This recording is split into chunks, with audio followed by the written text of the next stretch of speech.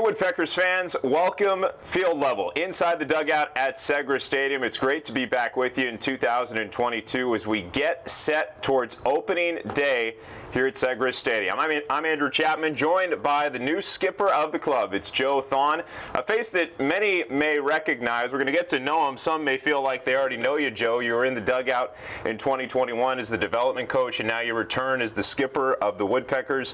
What's it mean to be back in the Astros organization this year for you and have that new role as manager for the first time in minor league baseball? Well, it's always exciting to be back in Fayetteville. The staff here has been fantastic. The experience last year was great. Obviously, with the movements at the team, a lot of new faces. The whole staff is new as well. Mm-hmm. Just very, very fortunate that Astros gave me the responsibility to run this team. Last year, you were in the first base coach's box a lot of the time. Now you get to cross the other side of the diamond, assuming you'll be operating third as the manager.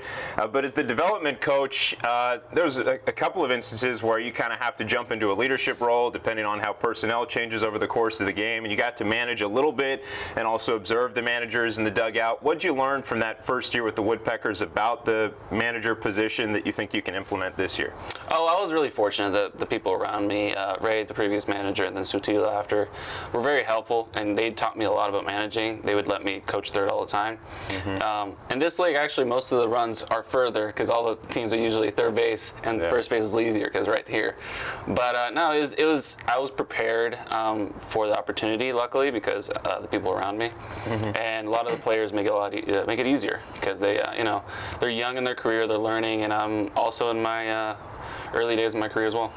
Now with the new structure of minor league baseball, the low A level here in Fayetteville is the first chance for a lot of these new professional ball players to actually play meaningful 9-inning games in front of big crowds, and you get the chance to kind of be the head man for these players going through it for the first time as pros. What do you like most about this level of baseball and getting to coach some of those younger players that are experiencing professional baseball and everything it has to offer for the first time?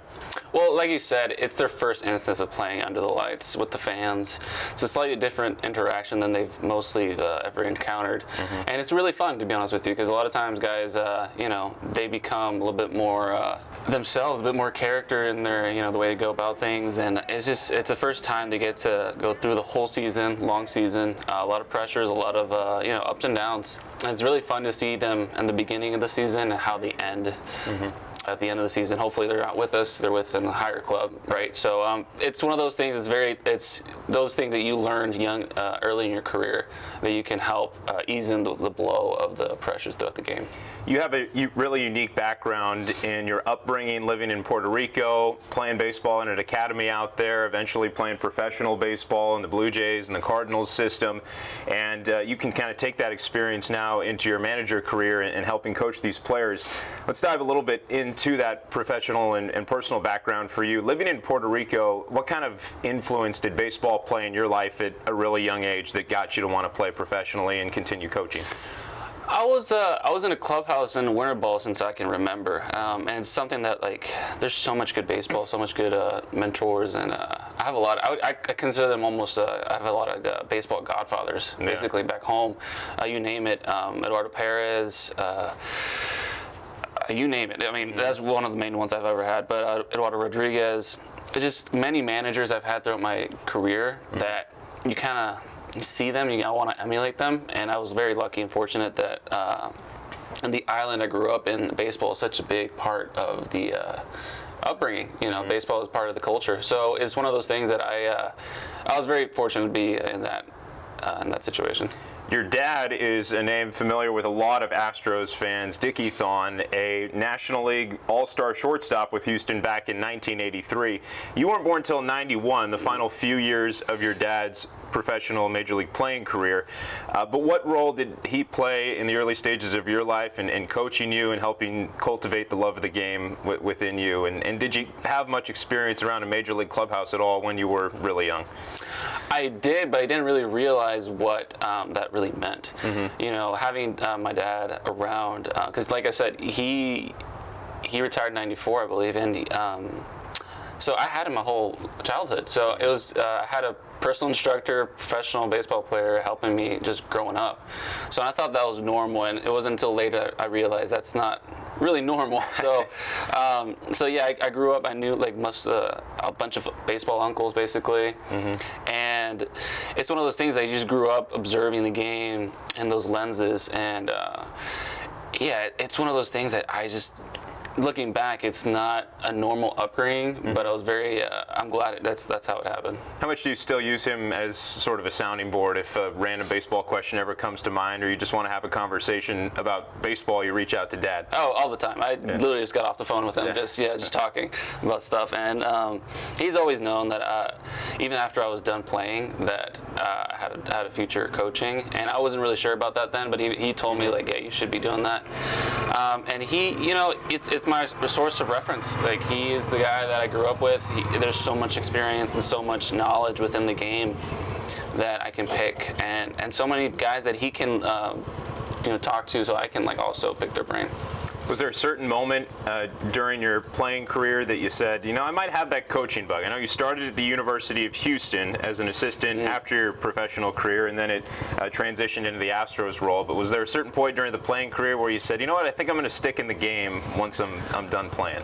Not really, actually. I was done playing in 17, and I was kind of out of the game. I was not thinking about coaching at all.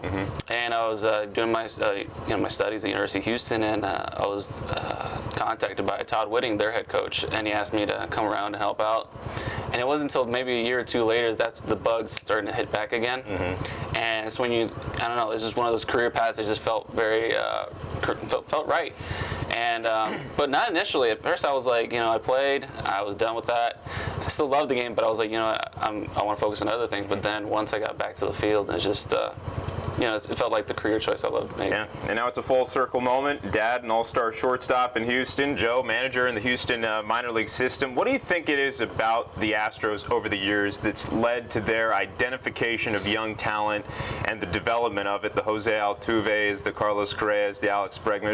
Is there something specific about the Houston culture that you've noticed in your time coaching in the system that makes them so effective on the player development front? I think the Astros organization does really good job preparing them for what's to come.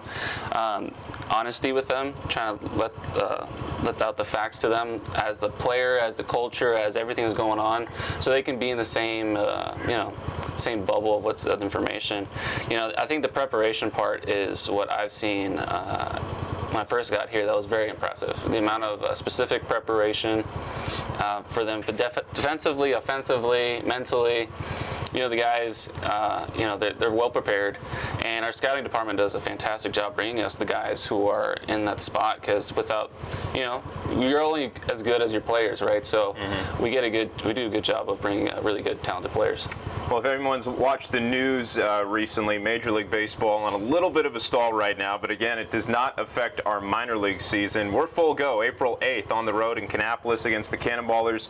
Between now and then, Joe, give the fans a little bit of an idea of what your schedule looks like, the rest of your coaching staff, and how you get players, the minor league players, the non-40-man guys, ready to roll on opening day, because we're playing baseball. Yeah, we're ready to go. Most of us will be reporting to spring training. If not, many of the guys are already out there for mini camp. Most of the coaching staff is on the way over there as well. A lot of it is the preparation. Obviously, the staff, coaching staff is set to go, but the players is still a little bit of up in the air. So it's one of those things you have to prepare those guys for any possibility.